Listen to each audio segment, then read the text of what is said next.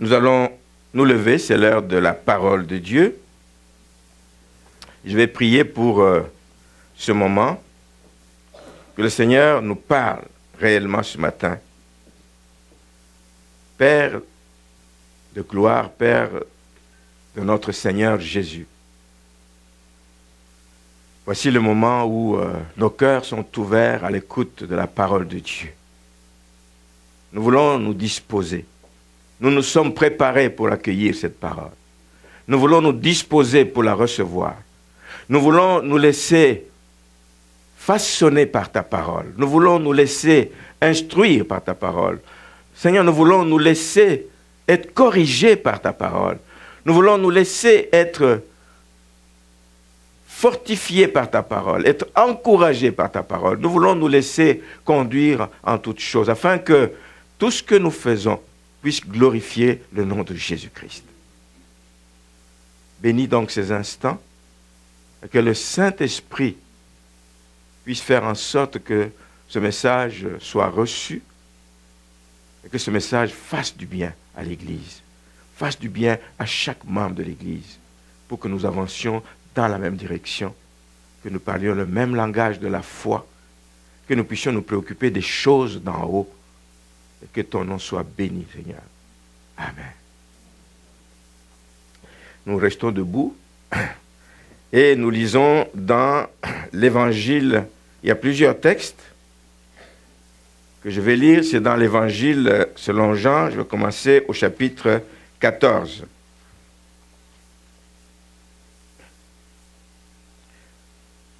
Je vais lire le verset 15 jusqu'à 18.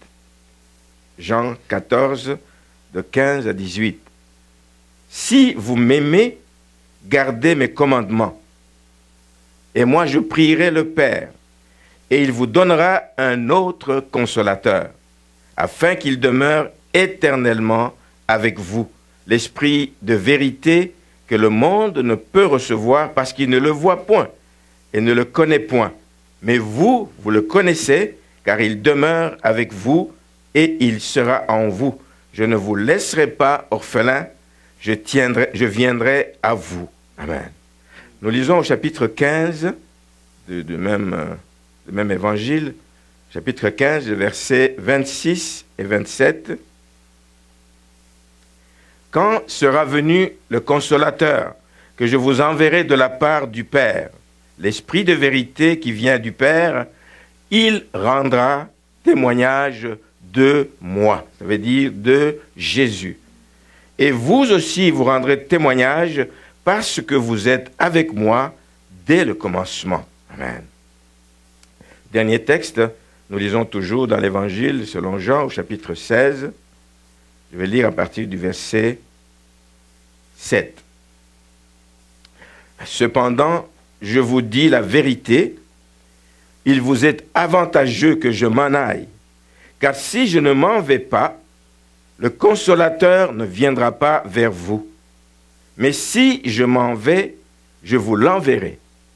Et quand il sera venu, il convaincra le monde en ce qui concerne le péché, la justice et le jugement. En ce qui concerne le péché, parce qu'il ne croit pas en moi, la justice, parce que je vais au Père et que vous ne me verrez plus, et le jugement, parce que le prince de ce monde est jugé. J'ai encore beaucoup de choses à vous dire, mais vous ne pouvez pas les porter maintenant. Quand le consolateur sera venu, l'Esprit de vérité, il vous conduira dans toute la vérité, car il ne parlera pas de lui-même, mais il dira tout ce qu'il aura entendu et il vous annoncera les choses à venir. Verset 14. Il me glorifiera, parce qu'il prendra de ce qui est à moi et vous l'annoncera. Amen. Vous pouvez vous asseoir. Une autre preuve que celui qui doit être glorifié, c'est Jésus. Nous avons lu en début de culte ce texte de 2 Pierre, chapitre 1er, qui montre que Dieu le Père a glorifié Jésus-Christ. Ce texte nous montre que le Saint-Esprit glorifiera Jésus-Christ. c'est fait partie de sa mission. Et le titre du message, ça va être ça, la mission du Saint-Esprit. C'est important qu'on puisse cerner l'ensemble de la mission de Jésus-Christ pour pouvoir bien comprendre ce qu'il est appelé à faire. Amen. Alors, je reviens, j'aime toujours revenir, quand j'ai l'occasion de parler à l'Église, revenir sur le thème de l'année. Nous sommes déjà à la moitié de l'année 2016. Le thème de l'année, c'est une année d'ouverture. Une ouverture, une année pour nous rappeler qu'en tant qu'Église du Seigneur, nous avons une mission. Nous sommes investis d'une mission, une mission qui doit s'exécuter d'abord à l'intérieur de l'Église, mais une autre mission qui doit s'exécuter à l'extérieur de l'Église. Amen. C'est important qu'on se le rappelle. La mission à l'intérieur de l'Église, parce que oui, nous sommes une communauté, nous sommes une famille, j'aime le dire, qui doit rechercher la paix. Une famille où il n'y a pas de paix, c'est une famille qui est dans l'eau chaude, qui est dans le trouble, qui ne peut pas faire de bonnes choses, qui n'est pas unie, qui ne peut pas aller de l'avant, qui ne peut pas parler le même langage, qui ne peut pas avoir les mêmes buts. Une famille où il manque la paix, c'est la chicane, c'est des problèmes. Nous devons éviter toutes ces choses. Alors, entre les membres, nous devons donc travailler dans la paix de cœur, sinon on ne peut rien bâtir de stable. Rien. Rien de stable, rien de solide. Nous sommes au moment de la Pentecôte, et quand vous vous souvenez d'un texte dans le livre des Actes des Apôtres, le chapitre 9, verset 31, qui nous dit « L'Église était en paix partout. » Actes des Apôtres, je vais lire ça comme il faut. Acte 9, 31. L'Église était en paix dans toute la Judée, dans toutes les contrées où elle était implantée, dans la Galilée, dans la Samarie. Qu'est-ce qu'elle faisait quand elle était en paix? Elle s'édifiait. Quand on est en paix, on travaille les uns sur les autres. On travaille la main dans la main. On s'édifie, on se fortifie, on se bâtit. Et ils marchaient dans la crainte du Seigneur. Et la conséquence, c'est qu'elle s'accroissait. Elle s'accroissait parce que le Saint-Esprit était au milieu d'eux. Il les assistait. Il les assistait. Elle s'accroissait par l'assistance du Saint-Esprit. L'Église était en paix. Elle progressait. Le Saint-Esprit fait progresser l'Église. Le Saint-Esprit travaille quand l'Église est en paix. Le Saint-Esprit travaille quand l'Église parle le même langage, regarde la même direction et se préoccupe des intérêts du royaume, des uns des autres. Nous voyons aussi que le Saint-Esprit travaille parce qu'il y avait la crainte de Dieu dans cette Église. La crainte de Dieu est capitale. Là où il y a la crainte de Dieu, nous sentons que nous avons une responsabilité aussi vis-à-vis de Dieu. À l'intérieur, une Église doit glorifier le Seigneur. Une Église doit se considérer comme un peuple qui doit marcher dans le respect des lois de Dieu. Le Saint-Esprit est là pour nous aider à y arriver. Voici ce qui fait la croissance de l'Église. Ce n'est pas, nous avons commencé à étudier le livre des Juges il y a 2 semaines.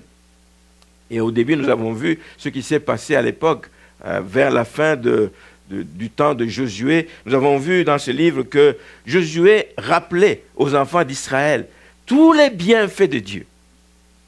Souvenez-vous comment il vous a sorti d'Égypte. Souvenez-vous comment il a marché avec vous. Souvenez-vous des promesses qu'il vous a faites de vous donner un territoire. Il l'a fait maintenant. Alors promettez que vous allez marcher conséquemment avec crainte et tremblement, que vous n'allez pas servir d'autres dieux.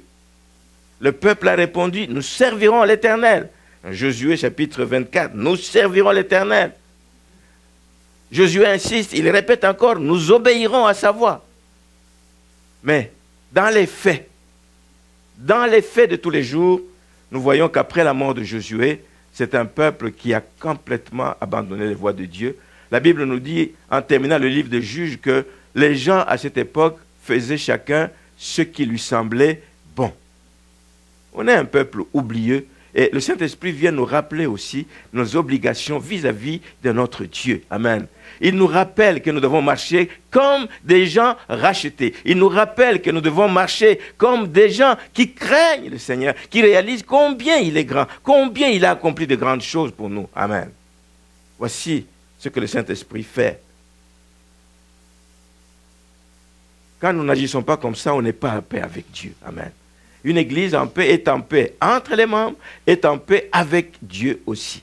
Nous devons nous préoccuper de cela à l'interne. Maintenant, notre mission vers l'extérieur, ce n'est qu'un rappel.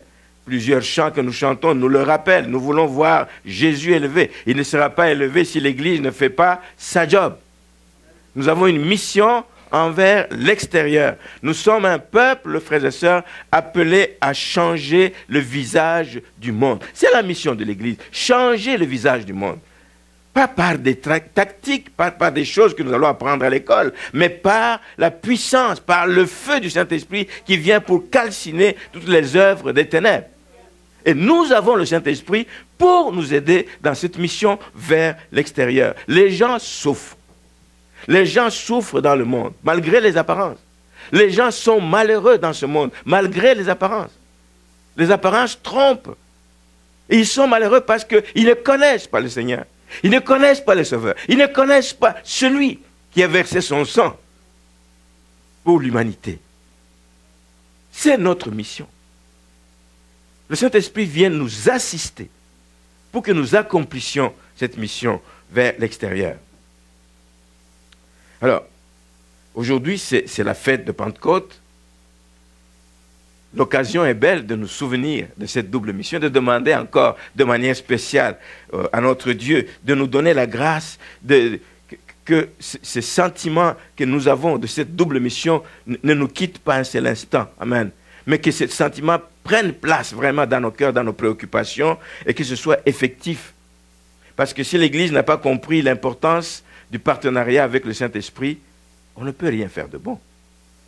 Nous allons user des méthodes, nous allons user des stratégies, nous allons faire tout ce que nous voulons, organiser des conventions, nous allons faire tout.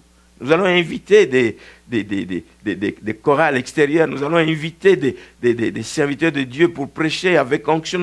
Nous allons faire tout ça, mais si l'Église ne prend pas conscience que le partenaire le plus précieux que nous avons en ces temps-ci, c'est le Saint-Esprit. C'est lui qui agit au milieu de son peuple aujourd'hui. Amen. C'est lui qui a été envoyé avec cette mission. Amen. On dit souvent, j'aime le dire moi aussi, que sans l'œuvre de la croix, la chrétienté, ça n'aurait aucune valeur. C'est vrai. C'est vrai. À ce moment-là, l'Église chrétienne serait comme n'importe quelle autre Église. Ce qui fait la différence, c'est l'œuvre de la croix. Mais, j'ajoute aujourd'hui, je vais ajouter et insister fortement que ce matin, je vais affirmer que l'aide du Saint-Esprit est capitale. Elle est capitale. On ne peut pas s'en passer. On ne peut pas l'oublier. On ne peut pas le mettre dans les tiroirs. En voulant organiser des choses, en voulant... On ne peut pas, on ne fera rien de bon. C'est une perte de temps. Celui qui nous a été envoyé, c'est le Saint-Esprit. Celui qui doit nous épauler, celui qui doit nous instruire, celui qui doit nous éclairer, celui qui doit nous guider, c'est le Saint-Esprit. C'est le Saint-Esprit. Nous pouvons être de bons organisateurs. On peut être de bons prédicateurs. Nous allons nous réjouir. Ah, il parle bien, il a bien parlé. Ah, c'était fort. Ah, c'était puissant. Nous pouvons avoir une bonne équipe de louanges. Mais si le Saint-Esprit n'est pas avec nous, c'est du bruit aux oreilles de Dieu. C'est du bruit aux oreilles de Dieu. Pour nous, peut-être c'est un son agréable. Mais aux oreilles de Dieu, c'est du bruit. Le Saint-Esprit. Le Saint-Esprit. Voilà pourquoi Jésus a dit, sans lui, vous ne pouvez rien faire. Voilà pourquoi Jésus a dit à ses disciples, dans le texte que nous venons de lire dans Jean chapitre 16, verset 7, qu'il est avantageux. Je sais que vous m'aimez. Je sais que vous voulez me garder encore au milieu de vous. Mais il est avantageux. Il est bien mieux que je m'en aille, afin que je vous envoie un autre consolateur. J'aime bien souligner cet aspect, un autre. Parce que lui-même l'était déjà. Jésus avait cette mission de consolation. Quand il est venu dans Isaïe 61, nous le dit. Je suis venu pour délivrer les captifs, rendre libres les opprimés, venir soigner ceux qui sont blessés, guérir ceux qui sont malades. Il avait cette mission de consolateur. Un consolateur, c'est celui qui fortifie, c'est celui qui fait du bien. Je vous enverrai un autre consolateur. Je vous enverrai un autre qui est comme moi. Un autre qui est comme moi, qui viendra continuer le travail que j'ai commencé à faire, mais qui n'est pas arrivé à son terme. Il doit être poursuivi parce qu'il y a encore beaucoup de gens qui souffrent. Il doit être poursuivi parce qu'il y a encore beaucoup de gens qui ne connaissent pas le salut. Il faut que je m'en aille pour que vienne un autre consolateur et qui sera éternellement avec vous. Le Saint-Esprit est là. Même si nous ne le voyons pas. Nous avons dit, les gens du monde n'y croient pas parce qu'ils ne le voient pas. Mais nous, nous savons que le Saint-Esprit est au milieu de nous. Il est avec nous. Amen. Nous le savons. Mais il y a des choses que nous devons faire pour ne pas l'attrister. C'est qu'une personne qui nous aime, qui nous voit aller, qui est triste parfois de voir des comportements, des attitudes que nous pouvons afficher avec tout ce que nous avons comme avertissement dans la parole de Dieu. Saint-Esprit est parfois attristé. Mais Dieu est bon parce qu'il ne nous juge pas, il ne nous condamne pas à cause de ça. Quand nous tombons, il est important qu'on se relève. Qu'on se relève. Et le Saint-Esprit est là aussi pour nous aider. Même quand nous tombons, il continue à nous parler. Il continue à nous parler. Ce n'est pas ta place, ce n'est pas ta position. Enfant de Dieu, relève-toi. Voici la mission du Saint-Esprit. Il faut qu'il vienne et qu'il soit éternellement avec nous. Et dans tous les textes que nous avons lus, plusieurs textes que nous avons lus dans l'Évangile, selon Jean, nous trouvons plusieurs missions là-dedans que le Saint-Esprit a vis-à-vis de ce monde, vis-à-vis de nous. Et je vais les énumérer dans les différents textes. Jean chapitre 14. Dans Jean chapitre 14, le verset 26. On dit que le consolateur, l'Esprit Saint, que le Père enverra en mon nom. Tout est centré sur Jésus-Christ. Amen. Dieu le Père envoie le Saint-Esprit au nom de Jésus-Christ pour qu'il y ait cette puissance, pour qu'il y ait cette force. Regardez, les trois personnes de la Trinité se retrouvent en même temps. Le Père envoie le Saint-Esprit au nom de Jésus-Christ. Quelle puissance il nous envoie. Les trois sont d'accord pour dire, nous allons soutenir nos élus. Nous allons soutenir ce peuple élu. Nous allons le soutenir, nous allons le sortir de la confusion dans laquelle il peut se trouver par moments. Ensemble, unis, c'est une puissance extraordinaire. Mais le consolateur que le Père enverra à mon nom, qu'est-ce qu'il va faire? Il vous enseignera toutes choses. Est-ce que Jésus a enseigné? Oui. Est-ce que Jésus a fini son enseignement? Non. Le Saint-Esprit continue l'œuvre de Jésus-Christ. Il vous enseignera toutes choses. Il vous rappellera, la preuve, c'est que Jésus a enseigné, et il vous rappellera tout ce que je vous ai dit. Nous sommes un peuple qui oublie facilement. Le Saint-Esprit est là pour nous rappeler. Souviens-toi, rappelle-toi de ce que dit la parole. Jésus a dit que tu ne seras pas la queue, mais tu seras la tête. Quand tu te sens affaissé, quand tu te sens rabaissé, quand tu te sens diminué, quand tu te sens réduit à néant par des problèmes, le Saint-Esprit est là pour te montrer que le Seigneur tient encore à toi. Relève-toi. Il nous enseignera, il nous rappellera toutes choses. Il nous rappellera ce que le Seigneur a dit que nous sommes, ses enfants préférés, son peuple élu. Amen. Il n'y a pas de meilleur enseignant. Nous connaissons des enseignants à la télévision. Nous connaissons des enseignants dans les écoles bibliques. Nous connaissons des enseignants dans les églises, de bons enseignants. Mais il n'y a pas d'enseignant qui puisse égaler le Saint-Esprit. Amen. Il n'y en a pas, frères et sœurs. Lui, il est continuateur de l'œuvre de Jésus-Christ. Jésus était le meilleur enseignant de son époque. Déjà à l'âge de 12 ans, quand il allait dans le synagogue, il parlait à des personnes âgées, etc. Il parlait des Écritures et les gens étaient étonnés de ce qu'il connaissait. Il avait une connaissance qui dépassait son âge. Amen. Le meilleur enseignant, c'est le Saint-Esprit. C'est lui qui, pendant que tu es en train de lire la Bible, tu dis, je n'ai pas compris ce verset. Et puis tu passes. Puis un autre jour, tu passes dessus et puis paf, un flash arrive. Saint-Esprit veut t'enseigner, veut te montrer. Et il fait toutes choses bonnes en son temps. Peut-être qu'à ce moment-là, tu as lu, ça ne devait rien te dire, ça ne devait t'aider en rien à ce moment précis. Mais au moment où tu en as besoin, tu lis le même texte, sans une concordance, sans l'aide de personne. Le Saint-Esprit vient, il t'enseigne, il t'ouvre les yeux à la réalité de la parole de Dieu, aux profondeurs de la parole de Dieu. C'est lui qui va vous apporter ce flash sur un texte que vous avez lu, que vous n'avez pas compris. C'est lui qui a permis aux disciples, alléluia, d'écrire. Nous nous étonnons comment la Bible a été écrite. C'est sous l'inspiration du Saint-Esprit. Il leur a rappelé toutes les œuvres de Jésus-Christ. Des gens se sont retrouvés ici, là-bas, à des centaines de kilomètres de distance, sans communication entre eux. La seule communication qu'il pouvait y avoir, c'est la communication du Saint-Esprit. L'un écrit ceci, l'autre écrit cela, et vérification faite après tant d'années, on trouve que tout concorde. Tout concorde. Le Saint-Esprit enseigne. Le Saint-Esprit nous rappelle tout ce que Jésus a dit. Parce que c'est important, parce que nous ne devons rien oublier de ce que Jésus a dit. C'est lui qui a permis aux disciples d'écrire ce livre précieux, ce livre qui a été combattu, ce livre que l'on a brûlé, ce livre que l'on a jeté, ce livre qu'on a interdit dans beaucoup de pays. Mais il n'y a pas de livre qui soit multiplié autant que la Bible aujourd'hui. Alléluia. Le Saint-Esprit. C'est lui qui, quand vous lisez ce qui se passe à travers le monde, des coins de l'humanité, des coins de la planète où il n'y a pas de missionnaires. C'est interdit. C'est des pays peut-être musulmans ou des pays socialistes, en tout cas dans ces coins là-bas.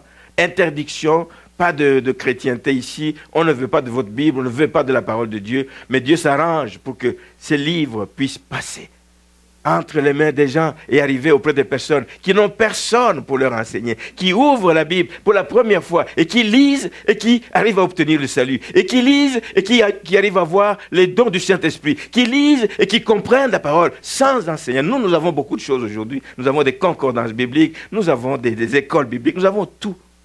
Mais il y a des gens qui n'ont rien, mais qui connaissent la parole de Dieu. Parce qu'il y a un enseignant que les gens ne voient pas, que les gens ne connaissent pas, que les gens minimisent. Mais il y a un enseignant. Un enseignant. Amen. Gloire à Dieu. Gloire à Dieu. C'est ce qu'il fait. Il enseigne.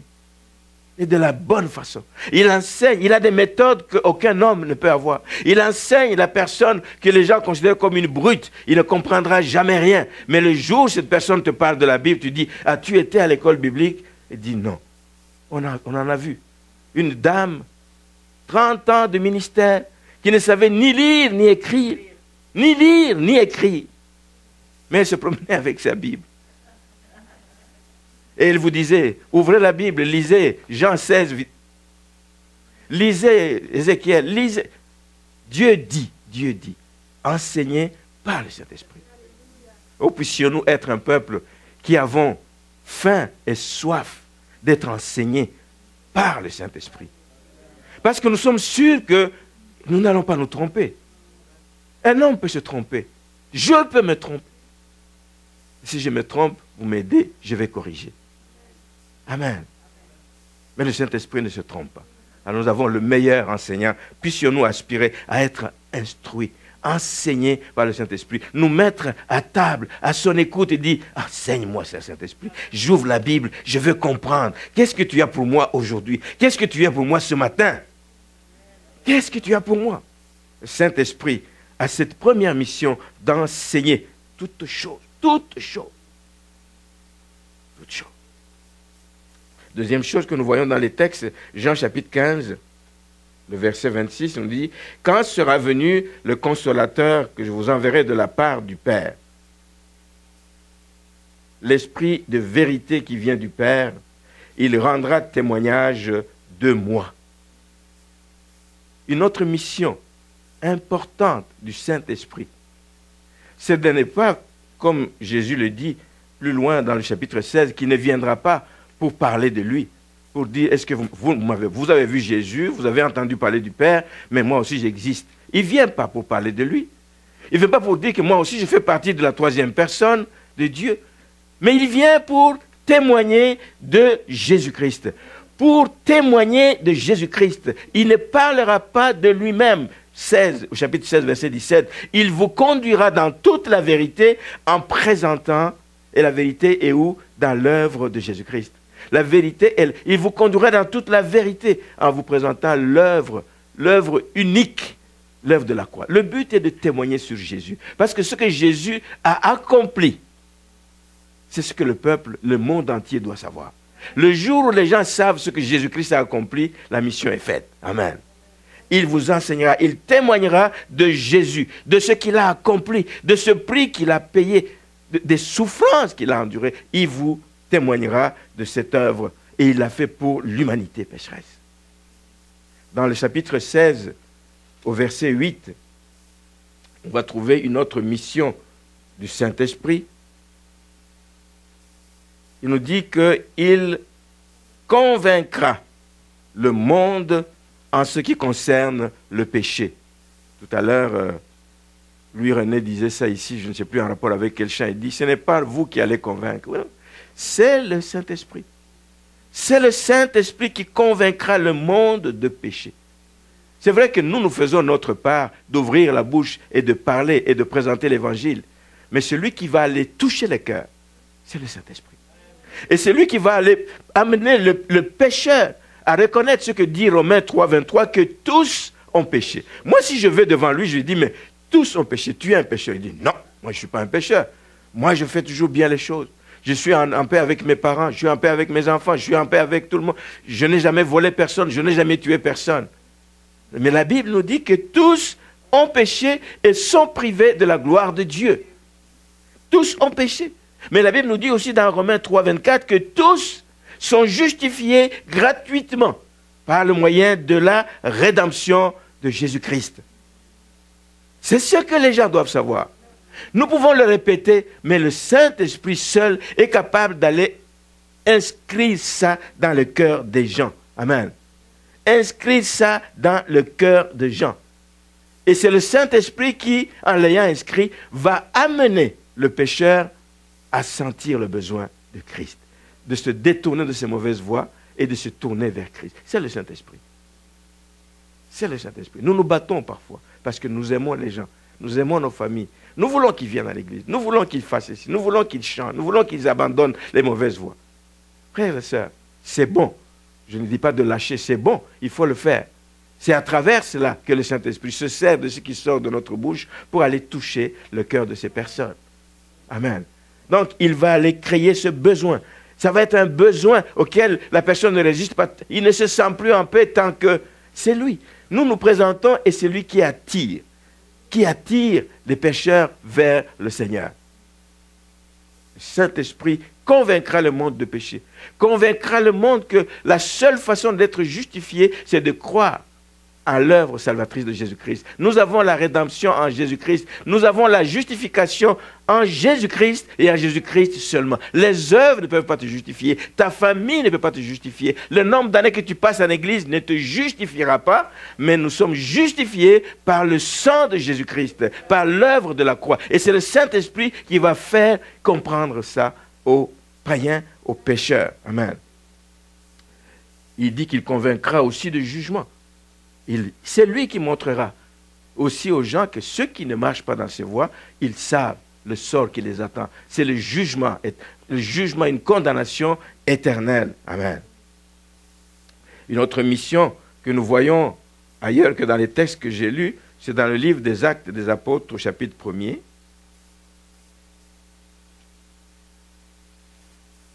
Actes des Apôtres, chapitre 1er, c'est un verset que nous connaissons tous. Au verset 8, mais vous recevrez une puissance, le Saint-Esprit survenant sur vous, et vous serez mes témoins à Jérusalem, dans toute la Judée, dans la Samarie, et jusqu'aux extrémités de la terre. Ça rentre dans cette mission d'ouverture que l'Église a vers l'extérieur, vers le monde extérieur, jusqu'aux extrémités de la terre. C'est parce qu'il y a des gens qui ont obéi à cette mission qu'aujourd'hui, ici, tels que nous sommes, nous avons pu entendre la parole de Dieu et que nous nous retrouvons dans la maison du Seigneur. Parce qu'il y a des gens qui ont fait ce travail. Et ils l'ont fait parce que le Seigneur leur a donné par la puissance du Saint-Esprit. Il donnera la puissance nécessaire. Tout ce qu'il nous faut pour être des témoins efficaces de Christ. Jésus nous dit que c'est vous qui êtes mes témoins. Je ne compte pas sur les anges, je ne compte pas sur les autres personnes, je compte sur vous. Vous que j'ai appelé, vous qui m'avez suivi, vous qui m'avez répondu, c'est vous qui êtes mes témoins. Et pour que nous soyons efficaces dans notre travail de témoignage, nous avons besoin du Saint-Esprit. Parce que si le Saint-Esprit est avec nous, la puissance du Saint-Esprit est avec nous, va nous donner la capacité de témoigner avec force. Pas timidement. De témoigner avec force. Pas en ayant peur de ce qu'on va dire, pas en ayant peur qu'on va me juger, pas en ayant peur qu'on va me prendre pour un fou, pas en ayant peur de me prendre pour un cervelet, quelqu'un qui est dépassé, mais nous allons témoigner avec force. Oui, je crois en Jésus, Jésus est mon sauveur, Jésus est le seul qui peut te libérer de la drogue, de tous ces maux dans lesquels tu vis. Témoigner avec force. Je l'ai dit tout à l'heure, c'est le Saint-Esprit, par la puissance qu'il nous apporte, qui va permettre à l'enfant de Dieu. Nous n'avons pas de force pour marcher avec crainte et tremblement devant Dieu, dans la crainte de Dieu. C'est lui qui nous donne cette puissance pour pouvoir réaliser, non, je ne peux pas faire ça. Je ne peux pas faire ça. Tu sens comme un regain à toi et dis, je suis enfant de Dieu. L'Esprit témoigne à ton esprit que tu es enfant de Dieu. Et ça te le rappelle et tu te dis, hop, tu prends tes responsabilités et tu décides de marcher, de redresser tes voies et de revenir sur le droit chemin. Voici l'œuvre du Saint-Esprit. Marchez dans la crainte de Dieu. Nous en avons besoin. Ne croyez pas que vous êtes capable de le faire par vous-même. Ne le croyez pas. Je n'ai pas dit de laisser tomber les bras. Je dis, maintenant, le Saint-Esprit fait ton œuvre. Le Saint-Esprit travaille avec les hommes aussi. Hein? Amen. Il travaille avec nous. Si nous nous disposons, il fait son œuvre. Si nous fermons la porte, il ne travaillera pas. C'est un gentleman. Comme Dieu, il ne force personne à abandonner le péché. Il ne force personne. Il t'offre la vie ou la mort. Tu choisis. Cet esprit procède de la même façon. Il t'ouvre les yeux. Il te montre ce que Jésus a dit dans sa parole. Et là, tu décides, tu dis, ah oui, j'obéis ou je n'obéis pas. Mais lui nous donne la force. Saint-Esprit est venu pour nous donner la force de pouvoir marcher avec crainte et pouvoir manifester le caractère de Christ. Un témoin, ce n'est pas seulement celui qui distribue des pamphlets. Un témoin, ce n'est pas seulement celui qui marche dans les rues et qui parle. Un témoin, c'est celui qui manifeste le caractère de Jésus dans sa vie. C'est un témoignage un peu muet, si vous voulez. Mais ta vie est en train de parler autour des gens. Les gens t'observent. Ils disent, mais non, il a changé. Mais ce n'est plus la même personne que j'ai connue. Qu'est-ce qui s'est passé? C'est le Saint-Esprit qui fait ça. Amen. Que nous puissions être des témoins efficaces, qui témoignent par les œuvres qu'ils produisent dans leur vie. S'il nous était donné, frères et sœurs, de passer à la loupe la vie de chacun de nous. Je ne sais pas ce que le Seigneur dirait, il se lèverait, il partirait. Non, ce n'est pas ça, mais il y a des choses que nous ne voyons pas et nous n'avons pas besoin de les voir. Parce que nous ne sommes pas en train de chercher la petite bête, nous ne sommes pas en train de chercher des bibites dans la vie des gens, mais le Saint-Esprit te les montre. À toi de décider de changer et de marcher en nouveauté de vie pour manifester le caractère de Christ à la manière des chrétiens d'Antioche. Ces gens, on ne les a pas appelés chrétiens parce qu'ils marchaient dans les rues en parlant en langue. Ce n'est pas à cause de ça qu'on les a appelés chrétiens. On les a appelés chrétiens parce qu'ils voyaient leur vie. Ils voyaient comment ils parlaient. Ils voyaient comment ils marchaient. Ils voyaient comment ils se comportaient en famille. Ils voyaient comment ils se comportaient dans la société. Ils voyaient. Ils les entendaient, ils les côtoyaient. Et il dit, ces gens ont changé. C'est des véritables chrétiens. C'est des gens de Christ chrétiens, ça vient de Christ. Ils sont de Christ.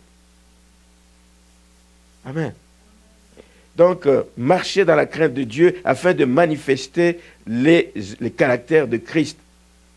Enfin, ce que le Saint-Esprit nous permet de faire et d'accomplir dans nos vies, c'est de pratiquer, comme dit Paul aux Éphésiens, dans le chapitre 2 d'Éphésiens.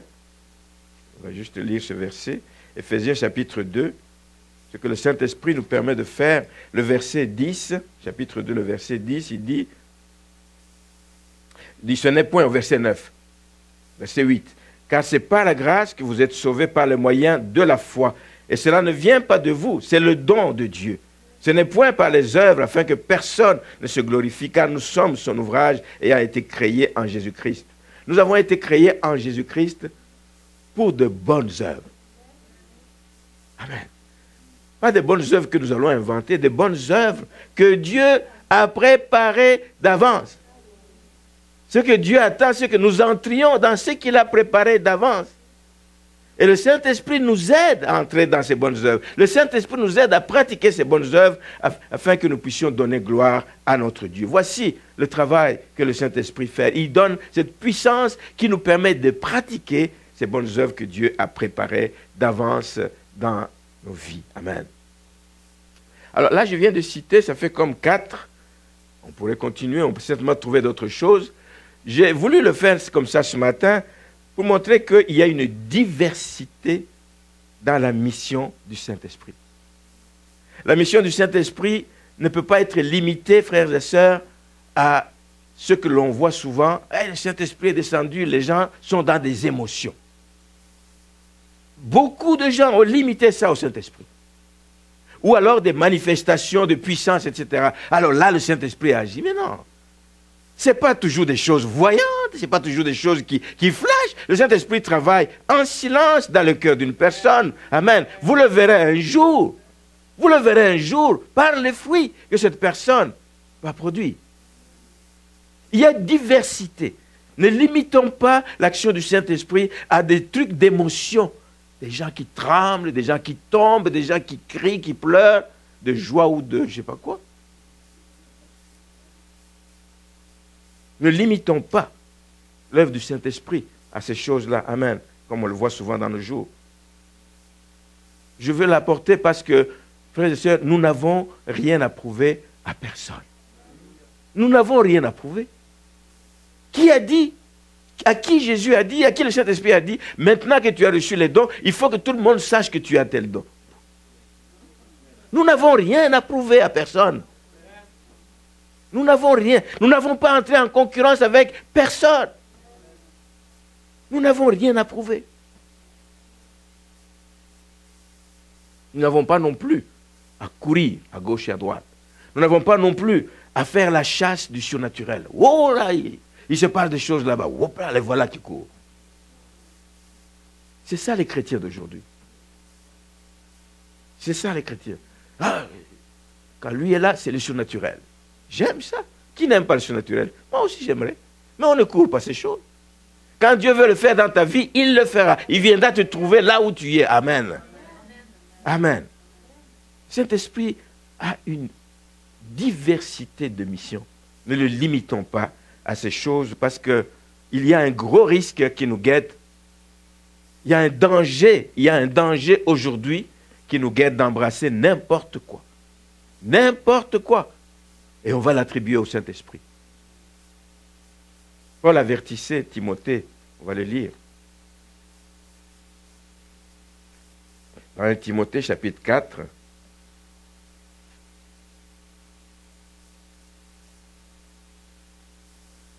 le verset 1er, il dit, mais l'Esprit dit expressément. Expressément, parce que c'est important. Si on ne le dit pas de manière expresse, de manière claire, les gens ne vont pas comprendre. Il dit expressément que dans les derniers temps, dans lesquels nous sommes maintenant, quelques-uns abandonneront la foi. Ah, ma foi n'a rien produit. Je ne vois rien se produire dans ma vie. Quelques-uns abandonneront la foi. Or, la foi est une ferme assurance des choses qu'on espère, des choses qu'on n'a pas encore vues. Mais on espère, on croit que ça va arriver. Mais quelques-uns l'abandonneront pour s'attacher à des esprits séducteurs. Beaucoup de choses aujourd'hui qui se passent et à des doctrines de démons. par l'hypocrisie des faux docteurs portant la marque de la flétrissure dans leur propre conscience. En tout cas, je m'arrête là. Quelques-uns abandonneront la foi parce qu'on court derrière le Saint-Esprit, parce qu'on court derrière des manifestations, parce qu'on court derrière je ne sais pas quoi. L'homme aime le sensationnel, je le sais. Mais Dieu ne nous a pas appelés à vivre tout le temps dans le sensationnel. Même quand il était sur terre, il y a des moments où il n'y a rien qui se produisait. Il s'assoyait avec des gens une journée entière en train d'enseigner les foules. Une journée entière en train d'enseigner les foules. Amen. Amen. Amen. Donc, on n'a pas à courir. Tenons compte de cet avertissement de Paul quand il s'adressait à Timothée. C'est valable encore aujourd'hui. Parce que ce revêtement de puissance derrière lequel nous courons, lequel nous recherchons à tout prix, frères et sœurs, on ne peut pas l'acheter avec l'argent, on ne peut pas l'obtenir, on ne peut pas par des méthodes humaines, on ne peut pas le contrôler, le manipuler, comme beaucoup de gens veulent le faire, on ne peut pas le faire. On ne peut pas le faire. Amen. Rappelez-vous de l'histoire de Simon le magicien. Il a vu qu'on imposait les mains aux gens, il recevait le Saint-Esprit, et il dit, combien ça coûte? Je pense qu'il y a des gens qui font la même chose aujourd'hui, qui veulent absolument l'avoir. Mon ministère ne peut pas aller de l'avant s'il n'y a pas de manifestation. Donc il faut que je trouve les moyens. Comment tu fais, toi? Non, je ne sais pas moi qui fais, c'est le Saint-Esprit. Mets-toi dans la présence du Seigneur. Attends-toi à lui. Il fera ce qui est bon en son temps et pour toi. Ce qui est bon pour l'autre n'est pas nécessairement bon pour toi. Seigneur, merci. C'est l'œuvre du Saint-Esprit. C'est l'œuvre du Saint-Esprit. Notre rôle en tant qu'Église. Je ne suis pas ici en train de dire non aux manifestations. Je ne suis pas ici en train de dire non à des signes de la présence du Saint-Esprit. Je ne suis pas en train de dire non à ces choses. Notre rôle est d'encourager l'Église. Notre rôle est d'encourager les gens à désirer, à rechercher de toute leur force, de demander qu'ils soient baptisés du Saint-Esprit. On nous a parlé de ça. Il y a 3 bons messages qui sont sur le site. Pas besoin de revenir. C'est clair. 2 messages qui ont été apportés, 3 ou 4 même de messages qui sont sur le site, qui parlent du baptême du Saint-Esprit et de ses effets. Nous devons y aspirer. Nous devons les désirer. Nous devons le souhaiter et nous devons le rechercher et le demander. Mais il faut le demander avec foi.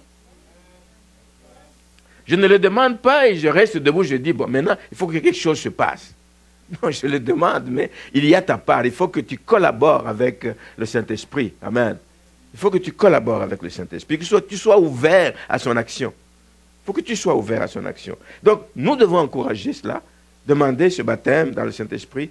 Nous devons encourager l'Église à rechercher la plénitude du Saint-Esprit. Quand plénitude, c'est quelque chose qui est plein, rempli. Nous devons être constamment remplis du Saint-Esprit. Est-ce qu'on est rempli une fois et ça s'arrête là? Non.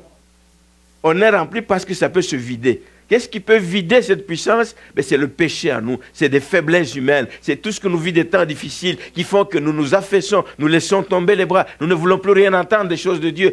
Nous perdons de cette puissance au fur et à mesure. Mais il faut aller de nouveau dans la présence du Seigneur. Remplis-moi. Remplis-moi du Saint-Esprit. Je ne peux pas aller plus loin. Je ne peux pas aller de l'avant. Je ne peux pas porter des fruits. Remplis-moi. Voici ce que nous devons encourager. Il faut le rechercher, frères et sœurs. Dans la prière, il faut le rechercher. Amen. Et c'est ce qu'ont fait les disciples le jour de la Pentecôte, pendant qu'ils étaient enfermés dans la chambre haute, pendant 10 jours. Entre le moment où le Seigneur leur est apparu et qu'il est monté, donc après l'ascension de Jésus-Christ, pendant 10 jours, ils sont restés enfermés, cherchant la face de Dieu, en disant, il y a une promesse qui nous a été faite, nous l'attendons. Et il nous a dit, ne sortez pas, ne quittez pas Jérusalem, n'allez nulle part, attendez en priant, jusqu'à ce que cette puissance du Saint-Esprit survienne sur vous. Qui survienne sur vous, et à ce moment-là, vous êtes capable d'être mes témoins. C'est vraiment ce que les disciples ont fait. Les disciples étaient des disciples, ils n'avaient rien perdu de leur disciple-là pendant ce temps, même s'ils n'avaient pas encore reçu le Saint-Esprit. Ils avaient reçu le Saint-Esprit, mais ils n'avaient pas été baptisés du Saint-Esprit. Ils avaient reçu. Souvenez-vous dans le livre, dans l'évangile de Jean chapitre 20, on peut le lire, Jean chapitre 20, quand Jésus a Jean chapitre 20, verset 19. Le soir de ce jour, qui était le premier de la semaine, les portes du lieu où se trouvaient les disciples étant fermées à cause de la crainte qu'ils avaient des Juifs, Jésus vint, se présentant au milieu d'eux et leur dit, « La paix soit avec vous. » Et quand il lui dit cela, il leur montra ses mains à son côté, et les disciples furent dans la joie en le voyant. Jésus leur dit de nouveau, « La paix soit avec vous. Comme le Père m'a envoyé, moi aussi, je vous envoie. » Après ces paroles, il souffla sur eux et leur dit, « Recevez le Saint-Esprit. » Mais ce n'était toujours pas le temps de sortir. Ils ont attendu. Ils ont attendu jusqu'à ce qu'il y ait ce revêtement spécial du Saint-Esprit. La puissance du Saint-Esprit survenant sur eux a changé les choses. Eux qui étaient peureux, la Bible le dit, ils étaient enfermés, la peur des Juifs. Ils étaient enfermés, ils avaient la crainte. Mais quand ils ont reçu le revêtement, frères et sœurs, tout a changé. Tout a changé, tout a changé. Amen. Donc, ils étaient en prière pendant ces 10 jours dans la chambre haute, et puis ils attendaient la promesse qui leur avait été faite, et la puissance du Saint-Esprit est survenue sur eux. Est survenue sur eux avec un impact indéniable. Et ce que j'ai dit, que les choses ont changé à partir de ce moment-là. Leur ministère ne pouvait plus être le même. Leur ministère a complètement changé. La croissance de l'Église a pris place. Quasiment dès les premiers moments où ils sont sortis et que Pierre a ouvert la bouche, il y a eu des conversions et des conversions par centaines. Ce même Pierre qui parlait avant, qui était peureux ou tout ce que vous voulez là-bas, mais quand il a été visité par le Saint-Esprit, rempli de cette puissance d'en haut, il a commencé à parler avec une puissance extraordinaire. Et les gens se convertissaient, les gens reconnaissaient leurs péchés. Ces gens se sont mis à parler en langue, qui était le signe, le premier qui est apparu, à part les langues de feu qui sont sur la tête, ils se sont mis à parler en langue. Et les gens qui étaient autour ont reconnu. Et ça, c'est spécial. Ces gens, on les connaît. Comment ils parlent dans nos propres langues et nous comprenons toutes ces choses? Ils ont commencé à parler en langue. Les paroles qui sortaient de la bouche de ces gens ont transformé des vies. Les gens ont été transformés. Par la suite, vous connaissez, vous allez dans le livre des Actes, chapitre 3, 4 et les autres, ils sortaient, ils marchaient dans les rues, ils guérissaient les malades. Ils faisaient comme Jésus, ils faisaient du bien aux gens partout où ils passaient. Plus fort encore, dans le livre des Actes des Apôtres, chapitre 4, le verset 20 nous dit, ils sont arrivés jusqu'à braver des dangers. D'un côté, on nous dit qu'ils étaient peureux, mais après ça, c'était fini. La peur les avait quittés. Amen. Ils étaient remplis, ce n'était plus eux-mêmes qui se contrôlaient, c'est le Saint-Esprit qui les contrôlait. Ils pouvaient braver les dangers au point de dire, non, faites ce que vous voulez. Nous ne pouvons pas ne pas dire. Taisez-vous, on vous arrête. On va vous libérer si vous promettez de vous taire. Non, messieurs, nous ne pouvons pas ne pas dire ce que nous avons vu et ce que nous avons entendu. Nous ne pouvons pas, c'est plus fort que nous. C'est plus fort que nous. Oh, ma prière est que ce soit plus fort que dans chacun de vous, que nous puissions parler de Jésus-Christ sans retenue, que nous puissions parler de l'œuvre de la croix sans retenue, que nous puissions parler à ceux qui sont perdus. Alléluia. Nous ne pouvons pas ne pas dire ce que nous avons vu et ce que nous avons entendu. Nous pouvons l'avoir entendu dans le silence de notre chambre. Le Saint-Esprit, il te souffle des choses. Amen. Nous ne pouvons pas ne pas le faire. Ils sont arrivés au niveau jusqu'où rien, plus rien ne pouvait les arrêter. Et c'est le désir de mon cœur ce matin que nous soyons une église comme celle des origines, comme celle, l'église primitive. Et en terminant, justement, je veux vous rassurer, frères et sœurs, que le Saint-Esprit qui a agi à cette époque n'a pas changé. C'est le même. C'est le même. C'est le même esprit. Le même qui ressuscite à Christ. Le même qui est descendu sur les disciples. C'est le même qui se manifestait à la Pentecôte et qui peut encore se manifester dans la vie de ceux qui s'y attendent, de ceux qui le désirent. C'est le même. C'est le même. Sa puissance qu'il déverse sur ses élus est encore disponible aujourd'hui pour ceux qui le désirent. Le Saint-Esprit vient parce qu'il est capable encore de redonner la vie. Là où il y a, comme ce que Ézéchiel dit, les ossements desséchés, dans Ézéchiel 37. Hein? À un moment donné, on peut être rendu comme des ossements desséchés. Il n'y a plus de vie. La vie vient quand le Saint-Esprit vient nous habiter. Amen. C'est lui qui a redonné vie à ces ossements desséchés et ils sont devenus des êtres vivants. Oh, ce matin, tu peux ressembler dans une partie de ta vie aux ossements desséchés, mais sache que le Saint-Esprit n'a pas fini d'agir. Amen. Il est capable de redonner la vie à ceux qui ressemblent aux ossements desséchés. Dieu ne s'est pas arrêté d'agir. Dieu veut encore agir dans la vie de ses enfants. La Bible nous dit dans Ésaïe 42, verset 3, qu'il ne brise point le roseau cassé. Il n'éteint point la mèche qui fume encore. Même si tu es rendu là, à une mèche sur le point de s'éteindre, mais le fait que tu fumes encore, il peut rallumer la flamme. Amen, en toi. Aspire à ça. Aspire à ça. Il est capable de le faire. Il est capable de rallumer ta flamme. La flamme de ton premier amour pour le Seigneur, la flamme de ton premier engagement dans l'œuvre de Dieu, la flamme du service dans la maison du Seigneur. Il est capable de rallumer la flamme chez ceux qui sont refroidis, ceux qui sont tièdes. Il y en a de plus en plus à travers le monde. Je parle à un tel pasteur, je parle à un tel pasteur. Quand nous échangeons des nouvelles de nos églises, c'est parfois triste. Simplement triste. Mais le Seigneur veut rallumer cette flamme. Amen. Le Saint-Esprit veut agir si vous vous disposez. Amen. Il veut répandre ses dons.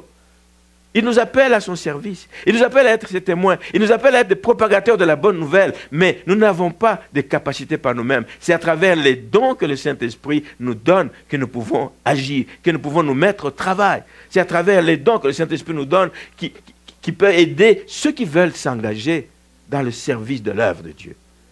La maison du Seigneur a toujours besoin d'ouvriers.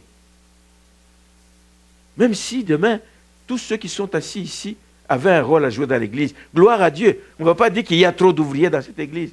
Ici, on dit quoi? On dit qu'il y a trop de... Oui, trop de chefs. Ah non, ce n'est pas tout à fait ça. Non, je pensais... C'est pas ça. Mais qu'il y ait autant d'ouvriers qu'il y a de membres dans l'église, le Seigneur se réjouit. Amen. Chacun a un rôle. Il y a tellement de choses. Amen. Et chaque partie du corps a un rôle à jouer. Alors puissiez-vous, Seigneur, ce matin, vous demander au Seigneur de vous redonner ce goût de vous engager, ce goût de vous impliquer, ce goût de marcher réellement en nouveauté de vie et demander que ces dons, ce sont des dons dont nous avons besoin pour être équipés. Un enfant de Dieu doit être équipé des dons du Saint-Esprit s'il veut s'engager dans le service de l'œuvre. Frères et sœurs, je termine en disant que ce qui est arrivé aux 120 et plus tard à d'autres foules, à d'autres multitudes de personnes, peut vous arriver aussi ce matin. Ce qu'on appelle l'effusion du Saint-Esprit n'est pas réservé à une catégorie de chrétiens. L'effusion du Saint-Esprit n'est pas réservée à ceux qui ont fait longtemps dans l'Église. L'effusion du Saint-Esprit n'est pas réservée à ceux qui ont une charge dans l'Église. Il dit ça, c'est bon pour les ouvriers. Quel jour seras-tu ouvrier? Tu as besoin du Saint-Esprit. Parce que si tu n'œuvres pas à l'interne, tu peux au moins œuvrer à l'extérieur. Amen. Il y a des gens qui ont besoin que des gens amènent des pamphlets, qui ont besoin que des gens aillent les visiter pour les réconforter, pour les encourager. Tu peux aussi servir. Donc, le Saint-Esprit est disponible pour quiconque veut s'engager. Il faut simplement le demander. Le Saint-Esprit, l'effusion du Saint-Esprit n'est pas non plus le résultat des œuvres. Oh, il a beaucoup travaillé, alors le Saint-Esprit est venu lui a dit non. Le Saint-Esprit équipe les gens qui veulent s'engager. Les dons sont au service de l'Église. Qui est l'Église? C'est toi et c'est moi. Je ne suis pas plus Église que n'importe qui d'entre vous. C'est ensemble que nous sommes l'Église du Seigneur. Alors assurez-vous que vous jouez votre part pour l'avancement de cette œuvre. Et je vais vous dire simplement que recevoir le baptême du Saint-Esprit, recevoir les dons du Saint-Esprit, c'est un acte de foi. C'est un acte de foi. C'est simplement un acte de foi. Et c'est là que beaucoup d'enfants sont bloqués. Sont bloqués. Parce que la foi, c'est quelque chose de spirituel. Mais la foi ne peut pas rester abstraite. À un moment donné, cette foi doit descendre, quitter le spirituel, entrer dans l'âme, entrer dans le corps, aller toucher ta volonté, aller toucher tes désirs, aller toucher ta décision.